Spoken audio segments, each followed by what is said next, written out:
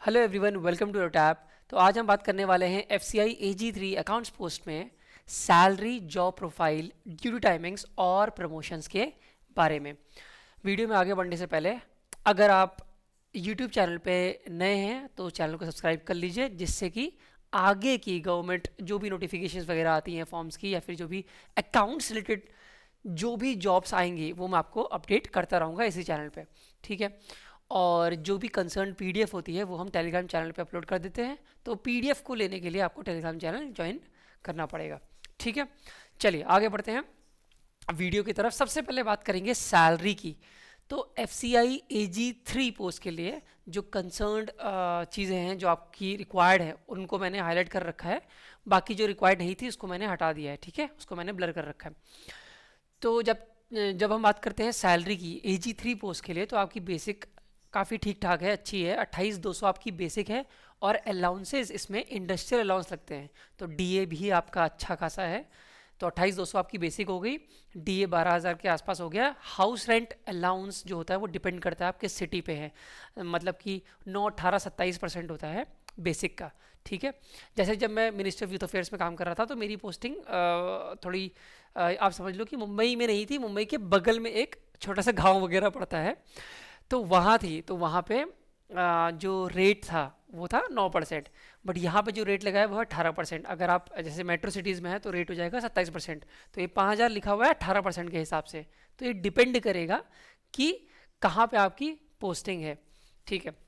उसके बाद transport allowance आपको मिलेगा, वॉशिंग अलाउंस मिलेगा। तो ये वॉशिंग अलाउंस हर ऑर्गेनाइजेशन में नहीं मिलता। जैसे मिनिस्टर ऑफ यूथ अफेयर्स के डिपार्टमेंट में जहाँ मैं काम करता था एज एन अकाउंटेंट, वहाँ ये वॉशिंग अलाउंस नहीं था, बट आपको ये मिलेगा। FCI की जो ये पोस्ट आई है, ये आने वाली है, जो अभी आई नहीं है, ये काफ़ी अच्छी पोस्ट है। इसमें अलाउंसेस भी अच्छे हैं। जैसे आपको हाउस कीपिंग अलाउंस भी मिल रहा है, ठीक है, वॉशिंग अलाउंस भी मिल रहा है, ये जनरली आपको नहीं मिलता है। ड्रेस अलाउंस भी मिल रहा है और एंटरटेनमेंट अलाउंस भी मिल रहा है, मोबाइल टेलीफोन का रिम्बर्समेंट भी मिलता है। तो ओवरऑल अगर मैं ग्रॉस की बात करूं तो अप्रॉक्सीमेटली 54,652, आप अराउंड मान लीजिए 55,000 आपकी सैलरी बन जाएगी। इसके बाद कुछ डिडक्शंस है, जैसे कि टैक्स का पेमेंट आपको देना पड़ेगा, NPS जो आपकी पेंशन स्कीम है उसके अंडर आपको कुछ पेमेंट करना पड़ेगा, हेल्थ स्कीम का रिडक्शन होगा 250 का। उसके बाद फंड रिकवरी होगी आपकी 30 रुपीज़, कम है। उसके बाद सोशल सिक्योरिटी स्कीम जो होती है इसमें 70 रुपीज़, ठीक है। और CPF का रिडक्शन है 4866। तो रिडक्शन को भी अगर मैं हटा दूँ तो भी अराउंड आपकी 50,000 इन हैंड सैलरी बनेगी अप्रॉक्सीमेटली। तो अच्छी खासी सैलरी है एक नई जॉब की शुरुआत करने के रेफरेंस को लेकर अगर मैं बात करूं। और इस एग्ज़ाम में आने के बाद आपको, अभी मैं बात करूंगा टाइमिंग्स के बारे में, वर्क कल्चर के बारे में, वर्क लाइफ बैलेंस के बारे में, तो आप समझेंगे कि इस एग्ज़ाम को क्रैक करने के बाद आपके पास अपॉर्चुनिटी रहेगी आगे एग्ज़ाम को प्रिपेयर करने की भी। तो काफ़ी सही ऑर्गेनाइजेशन है। अभी इसके बारे में और डिटेल में बात करेंगे। तो ये तो बात हो गई सैलरी की। अब बात करते हैं कुछ और बेनिफिट्स की FCI ऑर्गेनाइजेशन में। तो पहली चीज़ है, क्वार्टर्स अवेलेबल होते हैं मोस्टली, तो आपको मिल जाएंगे। ठीक है, आप जहाँ भी पोस्टेड होंगे, जैसे पोस्टिंग भी डिपेंड करती है, जैसे आपकी डिपो पोस्टिंग है कि डिस्ट्रिक्ट ऑफिस में पोस्टिंग है कि रीजनल ऑफिस में पोस्टिंग है या जोनल ऑफिस में पोस्टिंग है या फिर सीधे हेडक्वार्टर्स में पोस्टिंग है। हेडक्वार्टर में मुश्किल होती है पोस्टिंग स्टार्टिंग में, तो उस पर डिपेंड करता है। बट क्वार्टर आपको ज़्यादातर जगह मिल जाते हैं और आपको ऑफिस से ही प्रोवाइड कर दिया जाएगा क्वार्टर्स। मेडिकल फैसिलिटी आपको मिलती है और यहाँ की मेडिकल फैसिलिटी काफ़ी अच्छी है। मतलब बाकी अगर मैं गवर्नमेंट डिपार्टमेंट्स की बात करूँ तो उससे अच्छी इसलिए है क्योंकि FCI ने काफ़ी हॉस्पिटल्स के साथ इम्पैनलमेंट कर रखा है। और होता यह है कि जब भी आप ट्रीटमेंट कराने जाते हैं, FCI के केस में मोस्टली ये होता है कि FCI डायरेक्टली हॉस्पिटल को रुपये पे कर देती है। ये थोड़ा सा अलग है। जैसे जनरली केस में क्या होता है कि हम जब हॉस्पिटल जाते हैं तो हमको पेमेंट करनी पड़ती है, फिर हम बिल्स वगैरह रिम्बर्समेंट कराते हैं। बट FCI की केस में थोड़ा सा हल्का सा डिफरेंस है कि FCI ज़्यादातर केसों में, हर केस में नहीं, कि हर हॉस्पिटल इम्पैनलमेंट तो नहीं हो सकता। जो हॉस्पिटल इम्पैनल्ड हैं FCI के साथ, वहाँ डायरेक्टली FCI पे कर देती है मेडिकल बिल्स सीधे सीधे हॉस्पिटल को। तो ये भी काफ़ी अच्छी चीज़ है। तो FCI इस मामलों में भी, इन मामलों में भी काफ़ी अच्छी है। एनुअल बोनस मिलता है आपको। ओवर टाइम, ये गवर्नमेंट डिपार्टमेंट का जनरल नॉर्म नहीं है, बट हाँ FCI में ओवर टाइम का प्रोविज़न है। अगर आप डिपो वगैरह में मतलब फूड स्टोरेज का जो डिपो वगैरह होता है वहाँ ओवर टाइम आपको मिल सकता है। ठीक है। पेंशन का आपको बता ही चुका हूँ मैं, ये तो होता ही हर जगह। लोन फैसिलिटी की भी एक इसमें प्रोविज़न है, आपको सारी सब्सिडाइज रेट में लोन प्रोवाइड किया जा सकता है। ठीक है। तो ये हो गए other benefits apart from the salary FCI के। अच्छा, अब कुछ जॉब प्रोफाइल के बारे में बात करते हैं कि आप अकाउंट्स पोस्ट में एक्चुअली करोगे क्या, अकाउंटेंट पोस्ट में, assistant accountant to be very precise. तो सबसे पहली जो गुड न्यूज़ है वो ये है कि कोई भी पब्लिक डीलिंग नहीं है डायरेक्टली। ये अच्छी मतलब एक न्यूज़ है। जैसे कि मान लीजिए और भी डिपार्टमेंट है हमारे पास, जैसे हमारे पास ministry of youth affairs and sports है। अगर आप उसमें असिस्टेंट अकाउंटेंट होते हो तो आपको कहीं ना कहीं पब्लिक से भी डील करना पड़ता है, क्योंकि सोशल स्कीम्स को इम्प्लीमेंट कराती है दूसरी बहुत सारी जो मिनिस्ट्रीज़ हैं, जैसे minister of youth affairs. But FCI ऐसा कुछ नहीं कर रही है। बात समझना, अभी इस वाली जॉब में आपकी डेस्क जॉब होगी accountant, as an assistant accountant.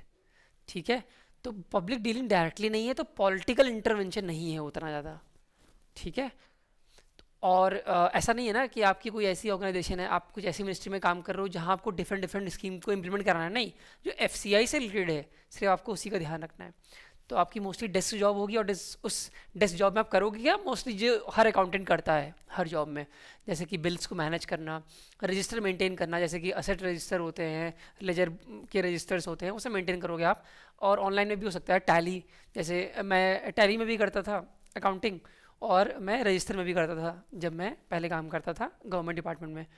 तो एफसीआई में आपको ऑफलाइन तो करना ही पड़ेगा, साथ में टैली भी आप कर सकते हो मेंटेन करने के लिए, ताकि रीचेक करने के लिए। ठीक है, तो ये सब आपके काम होंगे अकाउंटेंट के, जो हर एक अकाउंटेंट को पता है। अगर आप अकाउंटेंट की तैयारी कर रहे हो तो आपको पता होगा कि ये सब काम तो होते ही होते हैं, और आपको अपने मैनेजर के अंडर ही काम करना पड़ेगा, जो वो बोलेगा वो करना पड़ेगा, सीधी बात। ठीक है, हाँ, ओवरऑल रिस्पॉन्सिबिलिटी मैनेजर की होगी, आपकी अकाउंटेबिलिटी थोड़ी सी कम होती है in case of miss appropriation of fund, but फिर भी आपको ध्यान तो रखना है, क्योंकि आप असिस्टेंट अकाउंटेंट हो तो आपको ध्यान रखना पड़ेगा कि ये सब चीज़ें ना हो। ठीक है, वर्क लाइफ बैलेंस के केस में एफसीआई काफ़ी सही है, क्योंकि यहाँ टाइमिंग फिक्स्ड है। डिपो को अगर मैं छोड़ दूँ, अगर मैं डिपो की पोस्टिंग छोड़ दूँ, अगर बाकी जगह जैसे ऑफिस में, regional office, district office, zonal office में आपकी टाइमिंग फिक्स है। ठीक है, तो ज़्यादातर जगह टाइमिंग फिक्स है, तो अच्छा है वर्क लाइफ बैलेंस। अभी आपको मैं टाइमिंग्स भी बताऊंगा एग्जैक्टली। अच्छी जॉब है काफ़ी गर्ल्स के लिए, क्योंकि गर्ल्स के लिए मैं इसलिए बोल रहा हूँ स्पेसिफिकली, बॉयज़ के लिए तो अच्छी है ही ऑब्वियसली, गर्ल्स के लिए इसलिए भी अच्छी है क्योंकि फिक्स टाइमिंग है, तो थोड़ा सा बैलेंस करके चलना पड़ता है। गर्ल्स के ऊपर ज़्यादा रिस्पॉन्सिबिलिटीज़ होती हैं फैमिली वगैरह के, तो उनके लिए बहुत अच्छी जॉब है कि वो कैसे मैनेज करते हैं चीज़ों को, क्योंकि फिक्स टाइमिंग है, और ज़्यादातर गर्ल्स को ज़्यादा रुकने को बोला भी नहीं जाता है, डिपो में होंगी तब भी। ठीक है, तो काफ़ी अच्छी जॉब है। और दूसरा कि यहाँ ट्रांसफ़र उतने फ्रीक्वेंट नहीं है। अगर आप प्रमोशन रोक लेते हो, अपना प्रमोशन अगर जल्दी नहीं लेते हो, या फिर डिपार्टमेंटल एग्ज़ाम नहीं देना चाह रहे हो, तो आप एक जगह पे काफ़ी देर तक सेटल रह सकते हो। ये भी अच्छा है यहाँ पे एफसीआई में। वर्क कल्चर भी अच्छा है, और यहाँ अदर एग्ज़ाम्स के लिए भी आप प्रिपेयर कर सकते हो। ठीक है, क्योंकि फिक्स टाइमिंग है। और जो आपकी जोनल ऑफिस वगैरह है वहाँ पे, रीजनल ऑफिस वगैरह, वहाँ सैटरडे संडे ऑफ होते हैं। मैं आपको बताऊँगा इसके बारे में, डिफरेंट डिफरेंट टाइमिंग के बारे में। और पॉलिटिकल नहीं है, जैसे मैंने आपको बताया, उतना ज़्यादा सोशल सिक्योरिटी स्कीम्स को तो आप इंप्लीमेंट कर नहीं रहे हो, ग्राउंड लेवल में इंप्लीमेंट तो सारी स्कीम्स को कर नहीं रहे हो, जितनी सेंट्रल लेवल की स्कीम्स हैं सबके सब तो आपको इंप्लीमेंट करनी नहीं है, तो उतना ज़्यादा पॉलिटिकल ऑर्गेनाइजेशन नहीं है। अब जहाँ भीड़ इकट्ठा होती है वो पॉलिटिकल ऑर्गेनाइजेशन होती है, मतलब पॉलिटिकल प्रेशर वहाँ हो जाता है। यहाँ पे लिमिटेड स्कोप है, तो वही काम करना है। ठीक है, तो डायरेक्ट पब्लिक डीलिंग है नहीं, इसलिए ज़्यादा पॉलिटिकल प्रेशर भी नहीं है कि आप एमएलए को बुला रहे हो, एमपी को बुला रहे हो, फिर काम करा रहे हो, ऐसा कुछ नहीं है। ठीक है, तो ठीक है, वर्क लाइफ बैलेंस अच्छा है यहाँ पे। बस आपको मैनेजर से डील करना पड़ेगा, ये तो हर ऑर्गेनाइजेशन में होता है, एक मैनेजर तो आपके ऊपर है ही है, उससे तो आपको डील करना ही पड़ेगा। ठीक है, ड्यूटी टाइमिंग्स के बारे में बात करते हैं, तो ये डिपेंड करता है कि आप कहाँ पे पोस्टेड हो। तो अगर आप जोनल ऑफिस में पोस्टेड हो, जैसे जोनल ऑफिस होता है कि बहुत सारे क्लस्टर्स होते हैं, उनको कंबाइन करते हैं तो जोनल ऑफिस बनता है। जैसे जोनल ऑफिस का मान लीजिए हेडक्वार्टर मुंबई में है, मान लीजिए, मैं एग्जांपल दे रहा हूँ, जैसे मिनिस्ट्री ऑफ यूथ अफेयर्स का यहीं पे है, तो वो जो क्लस्टर है, जो साउथ का जो क्लस्टर है, उस तरह का जो यहाँ पे, वो मुंबई में उसका ऑफिस है, जोनल ऑफिस। इस तरह से रीजनल ऑफिस हो गया, इसी तरह से हेडक्वार्टर में पोस्टिंग मुश्किल मिलती है शुरुआत में।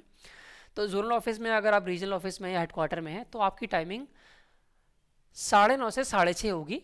ठीक है, और ये फिक्स टाइमिंग होती है मंडे टू फ्राइडे, मतलब 5 दिन ही आपको काम करने हैं वीक में, सैटरडे संडे ऑफ है, हर एक सैटरडे ऑफ है, तो बहुत ही अच्छी टाइमिंग है। एक तो आप अच्छी जगह पे हो, टाइमिंग फिक्स है, तो काफ़ी सुकून है, तो वर्क लाइफ बैलेंस अच्छा है। आप दूसरे एग्जाम की तैयारी भी कर सकते हो अगर आपको ऑफिसर लेवल की तैयारी करनी है तो, और वरना इसमें तो प्रमोशन आपका होना ही होना है कुछ टाइम बाद।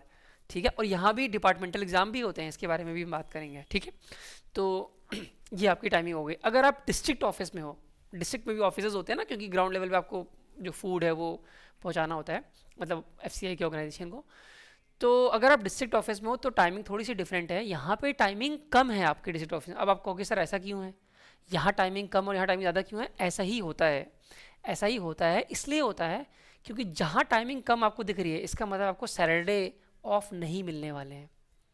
बात समझ में आई?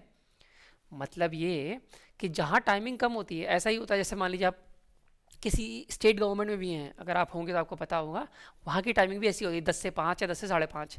मेरी टाइमिंग भी यही थी, 10 से 5:30। तो यहाँ पे लेकिन जब जब टाइमिंग आपको कम काम करना पड़ा एक दिन में, तो आपको हर सैटरडे और संडे ऑफ नहीं मिलेगा। जैसे आप यूपी गवर्नमेंट में अगर लखनऊ में पोस्टेड हो, तब भी आपकी टाइमिंग यही होती है 10 से 6 अराउंड।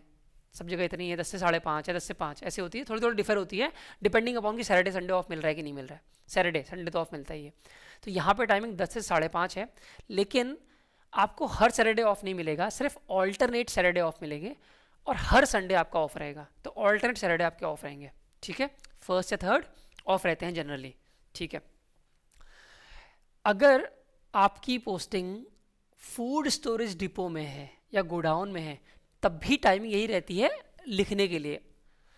मतलब ऑफिशियली टाइमिंग 10 से 5:30 है, बट मैं आपको बता दूं इसलिए इसको मैंने अलग से लिखा है, यहाँ पे नहीं लिखा है। वरना टाइमिंग डिस्ट्रिक्ट ऑफिस और फूड स्टोरेज डिपो की सेम है ना, बट लिखा अलग से इसलिए है क्योंकि डिपो में थोड़ी सी लोडिंग और अनलोडिंग के टाइम पे आपको देखना पड़ता है, तो इसलिए लिखा हुआ है कि टाइमिंग फिक्स नहीं है कुछ। तो यहाँ पे ओवर टाइम का स्कोप होता है और ओवर टाइम की पेमेंट भी मिल जाती है आपको, ये भी अच्छी बात है। तो जनरली जो डिपो में काम करते हैं, वैसे अकाउंटेंट को ओवर टाइम कम नहीं करना पड़ता जनरली, बाकी टेक्निकल वगैरह या फिर जनरल जो ड्यूटी होती है उनको करना पड़ता है, जनरली बता रहा हूँ मैं, ठीक है। ऐसा कोई स्टैटिक नहीं है, डायनेमिक चीज़ें होती हैं और काम करना पड़ेगा अगर मैनेजर ने बोला है तो, बट यहाँ पे ओवर टाइम का स्कोप हो जाता है, ठीक है। चलो, ड्यूटी टाइमिंग की बात हमने कर ली, अब बात करते हैं प्रमोशंस की एक बार। तो देखिए प्रमोशंस यहाँ हैं, अच्छे हैं, बट यहाँ पे इंटर डिपार्टमेंटल एग्ज़ाम्स भी होते हैं। तो आपको प्रमोशन अगर जल्दी लेने हैं तो इंटर डिपार्टमेंटल एग्ज़ाम आपको क्लियर करने पड़ेंगे, तो आपका प्रमोशन जल्दी हो सकता है, ठीक है। अदरवाइज अगर मैं नॉर्मल सिनेरियो की बात करूँ तो आप जैसे मान लीजिए जा रहे हैं असिस्टेंट ग्रेड 3 पे, आप असिस्टेंट ग्रेड 2 पे भी जा सकते हैं, इसका एग्ज़ाम भी होने वाला है, ठीक है। तो असिस्टेंट ग्रेड 3 पे अगर आप जा रहे हैं तो अराउंड 3 साल 4 साल काम करेंगे तो आप असिस्टेंट ग्रेड 2 पे आ जाएंगे, आपकी सैलरी बढ़ेगी। और अगर आप प्रमोशन नहीं भी ले रहे हो, ऑब्वियसली बात है सैलरी तो हर साल बढ़ती है गवर्नमेंट डिपार्टमेंट में, ठीक है, वो आपका बेसिक भी बढ़ता रहता है हर साल, लेकिन प्रमोशन होता है तो थोड़ा सा जंप ज़्यादा होता है। तो असिस्टेंट ग्रेड 2 पे आएंगे आप, अगर आप प्रमोशन लेट चाह रहे हैं तो आपका ये रहेगा कि लोकेशन में आपका ट्रांसफ़र थोड़ा धीमे होगा। अगर आपको एक जगह रह के काम करना है, जैसे कुछ कमिटमेंट्स है फैमिली की, बच्चों की, ऐसा कुछ भी अगर है आगे, तो वो आप प्रमोशन लेट ले सकते हो, फिर आप एक जगह पे ज़्यादा देर तक रह सकते हो, ठीक है। ट्रांसफ़र जनरली 4 से 5 साल में होते हैं, ठीक है। तो ये 3 साल के बाद असिस्टेंट ग्रेड 2 में आप पहुँचोगे, 3 साल काम करोगे इस पर, तो आप असिस्टेंट ग्रेड 1 पे पहुँचेंगे, ठीक है। ग्रेड 1 पे आपको 3 से 5 साल लगेंगे, काम करेंगे आप यहाँ पे, तब जाके आप मैनेजर कैटेगरी 2 पे जाएंगे। मैनेजर कैटेगरी 2 पे आप जाएंगे, यहाँ पे आपको 5 से 7 साल काम करने पड़ेंगे, तब आपका प्रमोशन होगा असिस्टेंट जनरल मैनेजर पे। अब यहाँ पे आप डायरेक्ट पहुँच सकते हो, बट वो इंटर डिपार्टमेंटल एग्जाम्स होते हैं, वो क्लियर करने पड़ेंगे, ठीक है, अगर जल्दी प्रमोशन चाहिए। और फिर आप AGM की पोस्ट पे काम करेंगे, तब आप कुछ सालों में अराउंड 10 ईयर्स लगेंगे मान के चलिए, इसमें अप्रॉक्सीमेटली बता रहा हूँ, कोई फिक्स नहीं होता। तो डिप्यूटी जनरल वो होता है ना, सीनियरिटी वाइज होता है, आपको मालूम होगा अगर आपको आइडिया है हल्का भी, तो ऐसे प्रमोशन नहीं होता कि इतने साल हो गए तो प्रमोशन हो ही गया। सीनियरिटी वाइज होता है, जो आपका सीनियर होगा अगर पहले उसको प्रमोशन मिलेगा, अगर उसने रिटायरमेंट ले लिया वॉलंटरी या रिज़ाइन कर दिया, हाँ, तो आपको जल्दी बारी आ सकती है। इसलिए ऐसा प्रमोशन का टाइम फिक्स नहीं होता, लेकिन अराउंड टाइम यही है। फिर आप डिप्यूटी जनरल मैनेजर बनेंगे। तो अगर आप AG3 पे भी जाते हैं सही एज में, इसकी एज जो है 27 तक ही है AG3 की, और AG2 की 28 है। सही एज में अगर आप अंदर जाते हैं FCI में, तो आप रिटायर होके निकलेंगे किसके साथ? डिप्यूटी जनरल मैनेजर के साथ। डिप्यूटी जनरल मैनेजर बन के ही आप रिटायर होंगे, ठीक है। अगर आपने इंटर डिपार्टमेंटल एग्जाम नहीं भी क्लियर किया तब भी। तो अच्छी ऑर्गेनाइजेशन है, अच्छा स्कोप है, सैलरी भी अच्छी है, प्रमोशन भी अच्छा है, वर्क कल्चर भी अच्छा है, तो बहुत अच्छी अपॉर्चुनिटी है। अच्छा, कुछ बच्चे मुझसे पूछ रहे थे कि सर आप कोर्स कब लाने वाले हैं सिर्फ अकाउंट्स स्ट्रीम का, अकाउंट्स पोस्ट के लिए। तो अगर आप चाहते हैं कि हाँ जल्दी से जल्दी आए तो मुझे कमेंट सेक्शन में बता देना, तो उतनी जल्दी मैं ले आऊँगा। अभी मैं इसलिए नहीं ला रहे हैं, हम लोग इसलिए नहीं ला रहे हैं क्योंकि थोड़ा सा अभी कहीं और भी बिजी हूँ मैं, थोड़ी चीज़ें और भी करनी। तो अगर आपको कोर्स एक स्ट्रक्चर्ड मैनर में कोर्स चाहिए जिससे कि आप प्रिपरेशन चालू कर सकें, क्योंकि ये नोटिफिकेशन आने ही वाली है, दिसंबर में मोस्ट प्रॉब्ली आ जाएगी, ठीक है, और जनवरी फरवरी तक जहाँ तक इसका एग्ज़ाम होगा फेज़ 1 का। तो अगर आपको स्ट्रक्चर्ड मैनर में प्रिपरेशन करनी है, तो कुछ बच्चों ने तो मुझसे बोला, बट जितने ज़्यादा लोग बोलेंगे उतना ही ज़्यादा चांस होगा कि जल्दी आने का कोर्स, ठीक है, वरना ये अपने टाइम से ही आएगा। तो आपको स्ट्रक्चर्ड मैनर में तैयारी करनी है तो मुझे कमेंट सेक्शन में बता देना नीचे, मैं इस पर फिर काम करना चालू कर दूंगा। दूसरी चीज़, अगर कोई और भी डाउट है FCI पोस्ट को लेके, AG3 और AG2 को लेकर भी, ठीक है, तो वो भी आप कमेंट सेक्शन में पूछ सकते हैं, वो भी मैं आपको रिप्लाई करके बता दूंगा। चलिए फिर ठीक है, अब मिलेंगे नेक्स्ट वीडियो में, किसी और पॉइंट पे डिस्कशन करेंगे। तब तक के लिए tata bye bye, thank you everyone और ऑल द बेस्ट। प्रिपरेशन चालू रखिए, मिलते हैं नेक्स्ट वीडियो में।